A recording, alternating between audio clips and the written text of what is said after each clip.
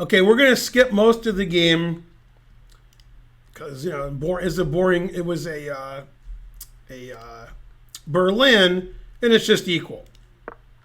This is Świercz versus So. The problem, Świercz is very good, but he's not used to playing the top 20 players in the world. He's used to playing Rufus and Doofus. So Świercz is playing 2550 to 2700 all the time.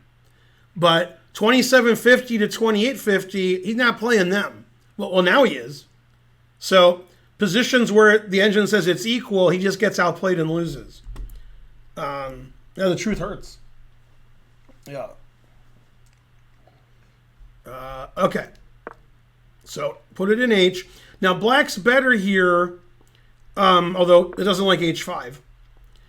Black's better here because black's king is on E7, so these pawns aren't dangerous. I have the only open file, and so my rook has D4 and D2, and I can push my pawns just like white can, and these pawns are sort of stopped because my king is here. Like if the king was here and played B, then black's pawns aren't dangerous at all. But these pawns need to be defended, and black's don't because black's king is on E7. Okay, so he opens up a frontier for his other rook, the final frontier.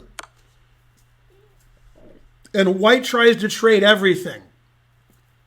If white trades all the pawns, he should draw. He's trying, but look at those rooks. Now, one thing nobody understood, and I still don't understand, was this position. So I'm going to let the engine think for a while. So white doesn't want black to, double up on the bubble up. And then, that's not good. So he played rook F2. The engine says rook F6 is a draw. Then you can let him double up and you still draw. Even though, this is hanging, this is hanging, this is hanging. Okay, that's why it's an engine. Now, when people were doing live analysis, whoever these people were, I believe Naroditsky and Hess, they were like, yeah, rook F2 is no good because of rook H1 check. And in fact, the engine agrees that that's better than what Wesley did. And you're going to, if you take this, your king's on the back rank forever. And, this is terrible for white. So the engine wants to play here, and that way the king doesn't have to be on the back rank, I suppose. So maybe it just transposes. I don't know. Okay, but he didn't play rook H1 check. He just traded and played here. But now he played king F3, and he could also play king E3. He has a choice. If the king was on H2 in the variation I just showed you, he's got to go here. And that king F3 is better than king G3 probably because it can protect both pawns. Can't stop. Yeah, maybe it's a little bit better. Okay, probably doesn't matter much. Okay, so they took each other's pawns. And C5 is a really funny move. The engine likes it. So these pawns are all stuck. And if you take this and I take this, then you have these isolated pawns. And also, here comes rook E7, right? And you can't save this pawn. But after C5, if rook E7, you can save the pawn. And if you take this pawn, I can take this pawn, and you can't take my B pawn anymore. So C5 is a good move. Rook E7 anyway, and then back to C7. So Wesley gives a pawn away, but then goes here. Now, this position, white made the losing move. And white had very little time on his clock. I don't really blame him. Problem is, the move that he made seems losing, so probably he should have played the other way, because he lost without any fight.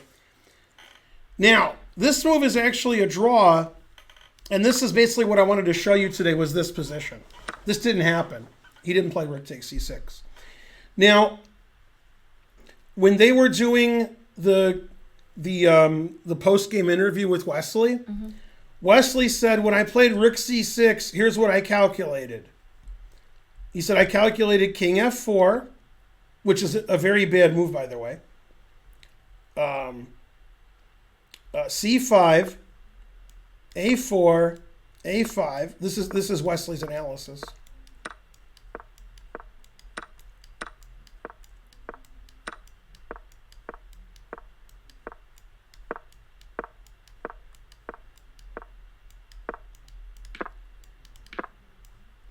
Okay, so king here is a known loss. That everybody knows that.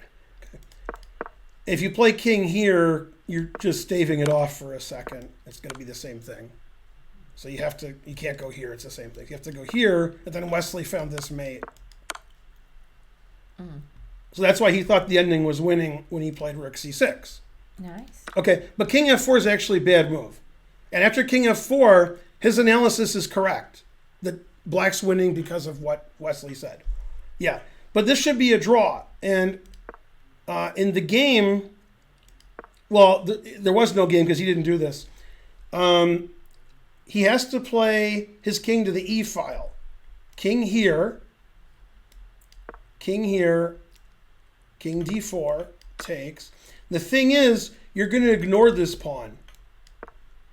You're not going to take this pawn. So like, if you had to go here and take the pawn, that would transpose. But he's not going to take the pawn. So a5, here, here. If you take the pawn, that's the same position that Wesley showed, but you just ignore it. That way, the king can't go. This is tempo up. Instead of going here, here, here, you're just doing it right away. And then this is a draw. And king somewhere here.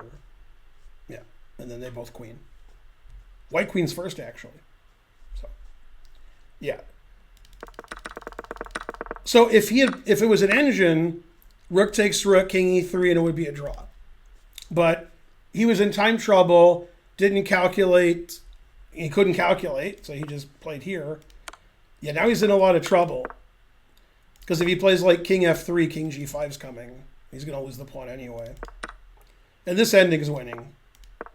This black's king is really good. And extra pawn.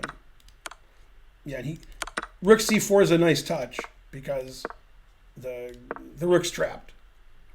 So, but it didn't matter because if you try to get counterplay, like attack this pawn, I can play a5 and defend my pawns and check you back, or I can defend with the rook and this pawn's weak, and my king can just come here. You're going to lose in the long run, but this is a nice king and pawn ending win. And then he resigned. The only way to not resign is to go win this pawn if you're not going to resign. And your pawn gets to the 6th rank, and that's losing. Because here would be a draw. Mm-hmm. But this is losing on the 6th rank. And it's pretty complicated. Yeah. Now you just put the queen here, and the guy resigns. Mm-hmm. Right. So what's funny is if you just look at it with engines and you don't look at it as a human, you can say like, oh, rook here, triple question mark, this move draws. The thing is, technically that's right, but during a game when you're in time trouble, to calculate every variation at least 10 moves ahead and be accurate is impossible when you have 3 minutes on your clock or 2 minutes, or he had seconds actually. So he didn't have, and when you're playing somebody who's pretty good and they play rook here, you sort of trust that, I guess this is losing. Otherwise he wouldn't have played rook here. So if you go into a king and pawn ending and you don't know, it's usually better not to go in it. Like rook and 3 versus rook and 3 is usually a draw. Problem is this king's great and this king is no good. After here, white can't get at black's pawns, and black can get at all of white's pawns. So that's the only other square to go to. So you either trade rooks or you put your rook on the worst square ever. And trading rooks draws if you play perfectly. But that, truth hurts.